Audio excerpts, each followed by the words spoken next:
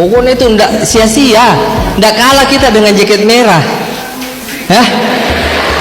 Ndak kalah. Politeknik Negeri Ujung Pandang.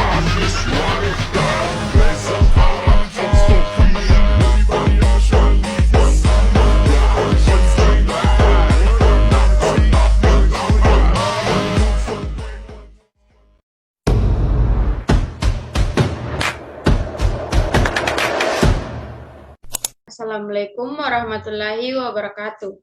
Perkenalkan, saya atas nama Sri Ayuningsi dengan NIM 452222075, kelas 3C D4 Administrasi Bisnis. Pada kali ini saya akan menjelaskan tentang Good Corporate Governance atau yang dapat disingkat dengan GCG.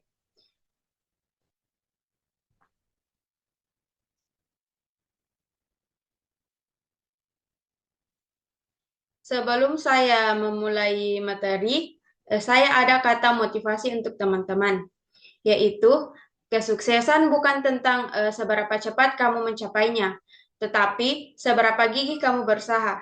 Tetaplah melangkah karena setiap usaha yang kamu lakukan adalah investasi bagi masa depanmu.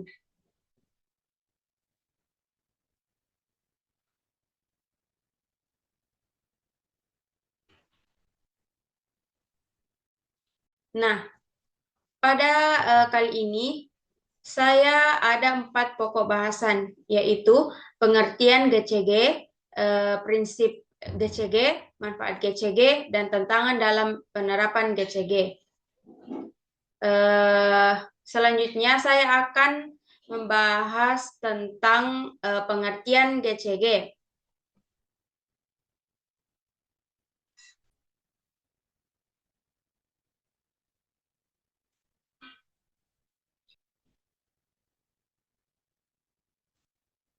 Menurut Cadbury Komite 1992, GCG didefinisikan sebagai sistem yang digunakan untuk mengarahkan dan mengendalikan perusahaan.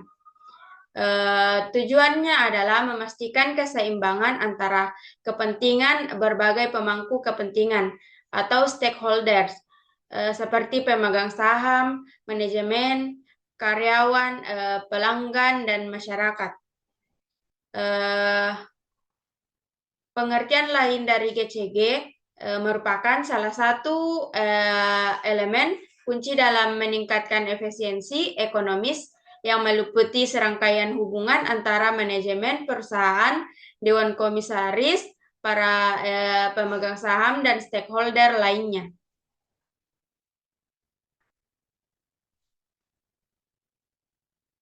Selanjutnya yaitu poin kedua, yaitu prinsip GCG.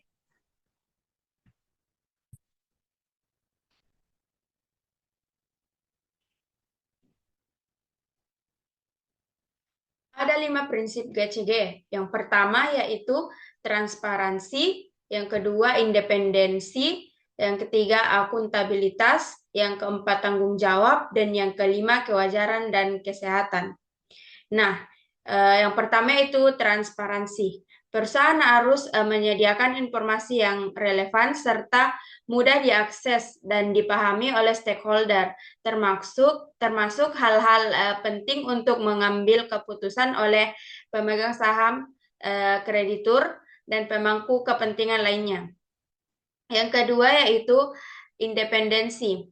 Perusahaan harus dikelola secara independen sehingga masing-masing orang perusahaan tidak saling mendominasi dan tidak dapat diintervensi oleh pihak lain. Yang ketiga yaitu akuntabilitas. Perusahaan harus dapat mempertanggungjawabkan kinerjanya secara transparan dan wajar. Yang keempat yaitu tanggung jawab. Perusahaan harus mematuhi peraturan perundang-undangan serta melaksanakan tanggung jawab terhadap masyarakat dan lingkungan sehingga dapat dipelihara keseimbangan usaha dalam jangka waktu yang panjang. Yang kelima yaitu kewajaran dan kesetaraan. Perusahaan harus senantiasa memperhatikan kepentingan pemegang saham dan pemangku kepentingan lainnya berdasarkan atas kewajaran dan kesetaraan.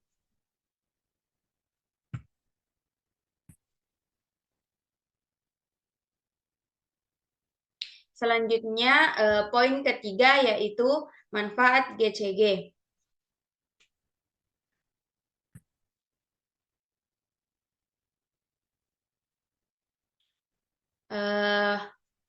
Penerapan GCG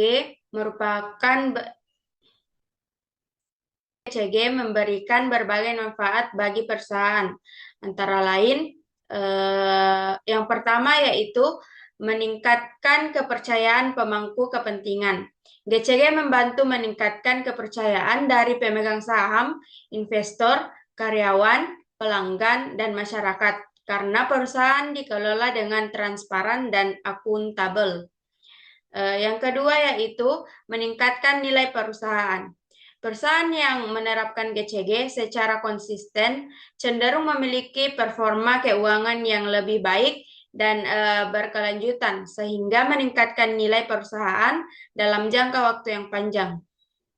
Yang ketiga yaitu mengurangi resiko kecurangan dan penyalahgunaan kekuasaan. Dengan adanya mekanisme pengawasan yang jelas, GCG mengurangi resiko terjadinya kecurangan, penyalahgunaan kekuasaan, serta konflik kepentingan di antara manajemen dan pemegang saham. Yang keempat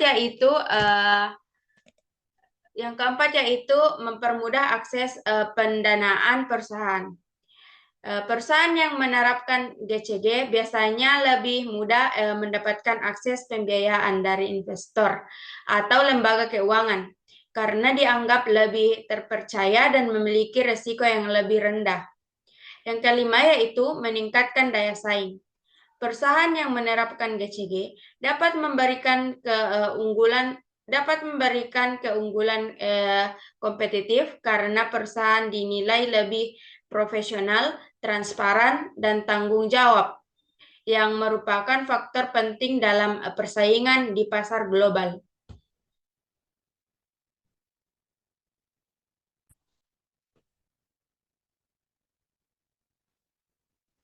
Selanjutnya, pokok bahasan yang terakhir yaitu tantangan dalam penerapan GCG.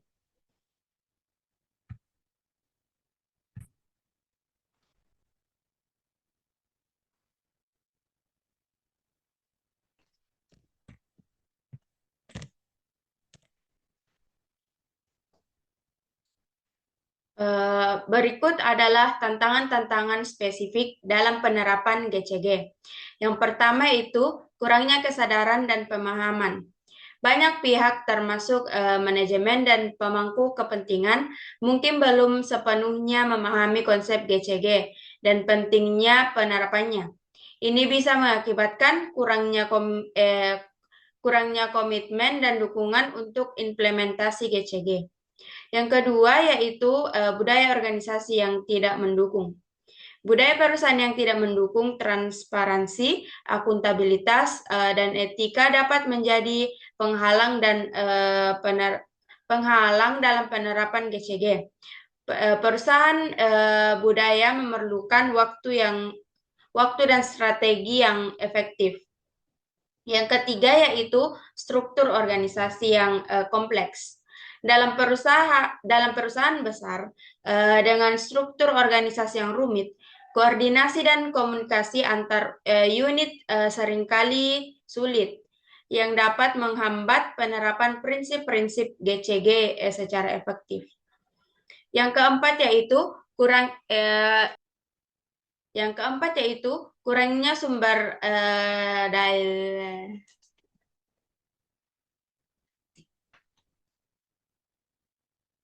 Yang keempat yaitu kurangnya sumber daya implementasi.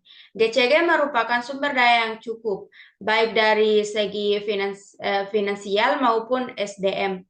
Perusahaan kecil atau menengah mungkin menghadapi kendala dalam menyediakan sumber daya yang dibutuhkan. Yang kelima yaitu konflik kepentingan. Adanya konflik kepentingan antara pemegang saham, manajemen, dan pemangku kepentingan lainnya dapat mengganggu pelaksanaan GCG. Ini memerlukan sistem yang baik untuk mengidentifikasi dan mengelola konflik tersebut.